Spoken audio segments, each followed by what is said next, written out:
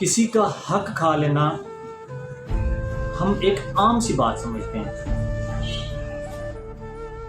آپ یقین کریں اگر انسان کو اس بات کا علم ہو جائے کہ جب ہم اس دنیا سے جائیں گے، اس دنیا میں رہتے ہوئے ہم نے کسی غریب کا، کسی مسکین کا، کسی یتیم کا، بیوہ کا، چھوٹے بہن بھائیوں کا حق کھا کر ہم اس دنیا سے گئے، تو اس دنیا سے جانے کے بعد اس حق کے بدلے میں ہمیں کیا دینا پڑے گا؟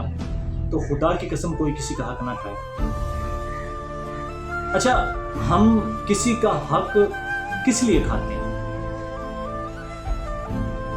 ہم اپنے بیوی بچوں کے لیے، اپنی زندگی کی مشکلات کو کم کرنے کے لیے، اپنی دولت کو بڑھانے کے لیے، اپنی شہرت کو بڑھانے کے لیے، یعنی کہ اپنی ذات کو دوسرے سے اوپر کرنے کے لیے ہم کسی کا حق کھاتے ہیں۔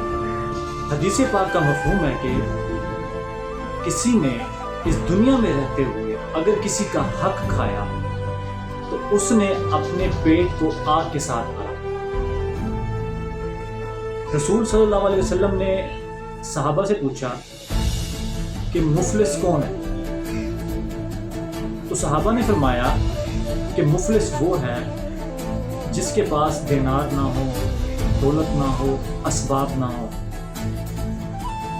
تو آپ صلی اللہ علیہ وسلم نے فرمایا کہ مفلس وہ نہیں ہے کہ جس کے پاس دولت نہ ہو، دینار نہ ہو، اسباب نہ ہو، بلکہ مفلس وہ ہے جو قیامت کے روز آئے، اس نے نمازیں بھی پڑھی ہوں، روزے بھی رکھے ہوں، زکوٰۃ بھی دی ہو، لیکن دنیا میں رہتے ہوئے کسی کا حق کھایا ہو، تو اس انسان کی بخشش اس وقت تک نہیں ہوگی جب تک اس کی نیکیاں ان لوگوں کو نہ دے دی جائیں جن کا اس نے حق کھایا ہو۔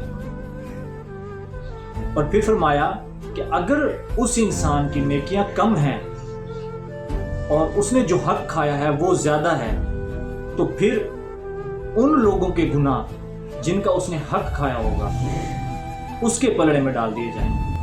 کوشش کیا کریں اس عارضی زندگی میں رہتے ہوئے کسی کا حق نہ کھایا کریں، خاص کر مزدور کا حق۔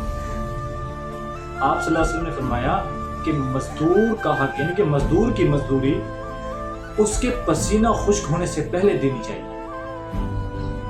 اپنا خیال رکھیں۔ السلام علیکم۔